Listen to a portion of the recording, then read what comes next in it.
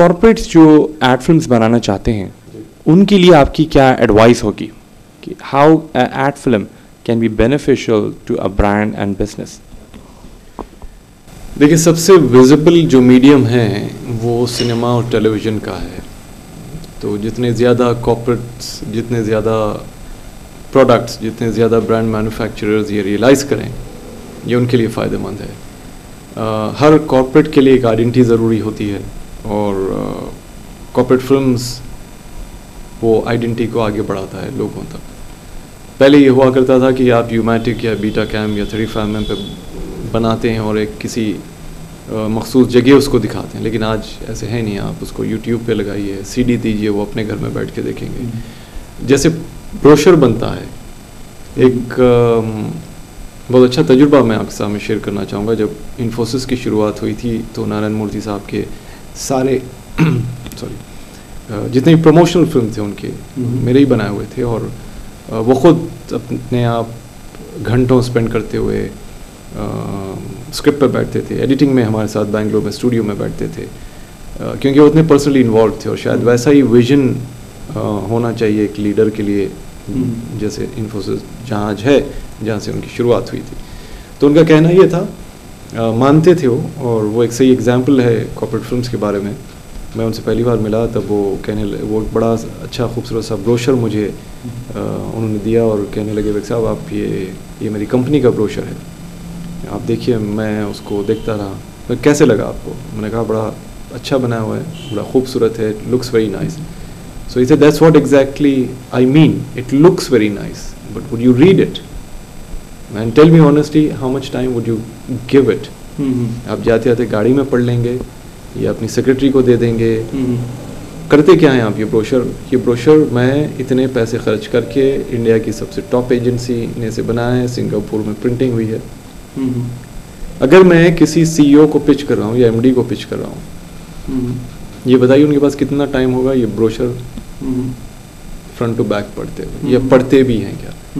और इसकी जगह अगर मैं एक 3 या 5 मिनट का कॉर्पोरेट प्रोफाइल अपना दे दूँ तो ये जान जाएंगे कि शुरुआत मेरी कहाँ हुई थी, आज मैं कहाँ हूँ, कितने हज़ार एम्प्लॉय मेरे पास है, कितने सेंटर्स है, डेवलपमेंट सेंटर्स। वो काफ़ी ऑफशोर डेवलपमेंट हुआ करते हैं ना, what's called as ODC in IT industry. तो ये एक सही एग्जाम्पल है। अब ये नहीं पता आजकल कितने लोग ब्रोशर पढ़ते हैं, लाखों रुपए खर्च करके क्लाइंट ब्रोशर बनाते हैं और इस तसल्ली में रहते हैं कि मैंने बड़ा अच्छा ब्रोशर बनाया और मैंने आपको दिया और शायद आप पढ़ लिए होंगे। वो शायद ही बड़ा वहाँ क्वेश्चन मार्क है। फिल्म में ये होता है कि अगर आपका 15-20 मिनट का किसी का प्रेजेंटेशन है, चाहे कोई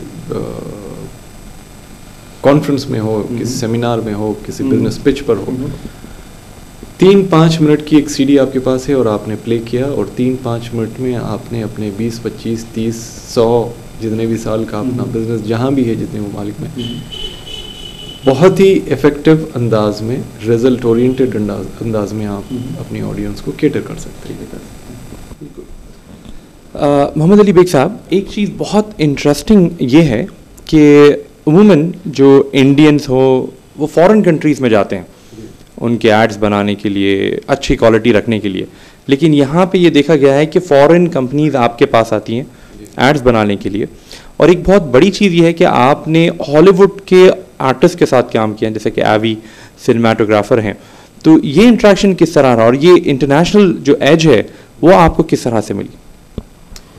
देखिए, मैं कहूँगा ये एक मज़ीद इत्तेफाक रहा है, ऊपर वाले का करम रहा है और कि पहली एड फिल्म जो मैं बना रहा था उसके सिनेमाटोग्राफर की उम्र शायद मेरे तजुर्बे से ज़्यादा थी।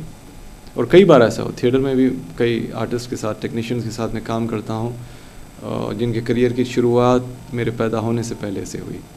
2 चीज़ें बड़ी इंपॉर्टेंट होती हैं मेरे लिए, वो जो एक प्रोफेशनल म्यूचुअल रिस्पेक्ट होता है।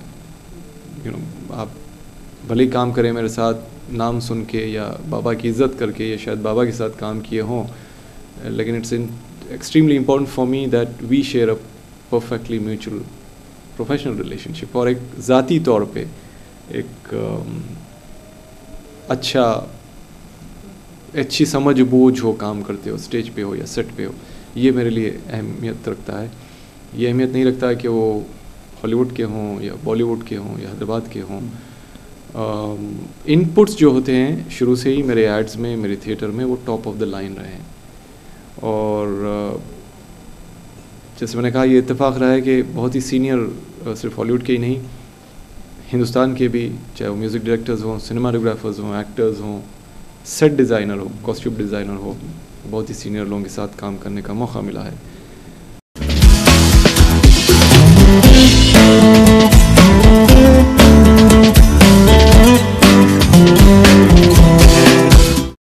मोहम्मद साहब, एक आखिरी सवाल मैं आपसे ये पूछना चाहूँगा, और ये एक पर्सनल सवाल है ऑडियंस के लिए और ख़ुसूसन लेडीज़ के लिए, कि ये अब तक सिंगल रहने की वजह क्या है?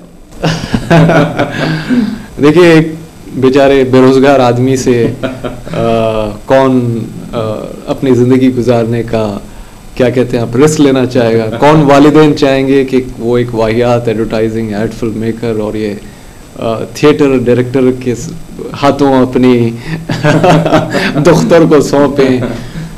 तो इसीलिए शायद लोग आ जाते हैं बड़ी उम्मीदें लेके। मुझे भी बहुत उम्मीद रहती है कि चलिए यहाँ कोई रफ़ीक़ हयात जिसे कहते हैं, शरीक हयात मिल जाए। लेकिन करीब आते हैं हम उस ख्वाहिश की तकमील के, लेकिन वो ऊपर वाले को शायद मंजूर है नहीं, तो वो हो नहीं रहा। लेकिन दुआ कीजिए कि इंशाअल्लाह ज़रूर हो जाए। But Mr. Mohammad Ali Beg, I thank you profoundly for giving time to the Zia Business Show।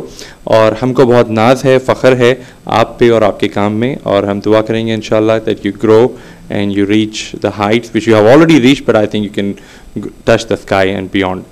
And I would like to conclude the program. History repeats itself in grandeur।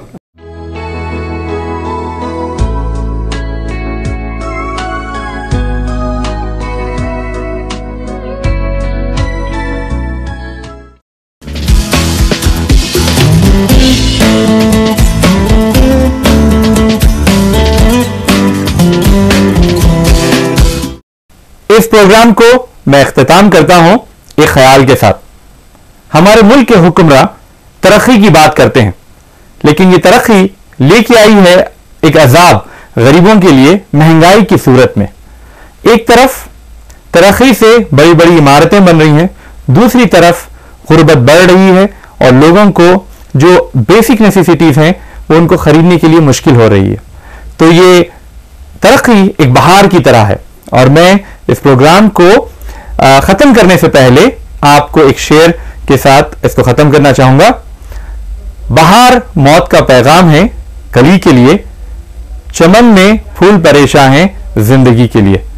मिलते हैं अगले हफ्ते इसी वक्त सिर्फ और सिर्फ उर्दू टीवी पे।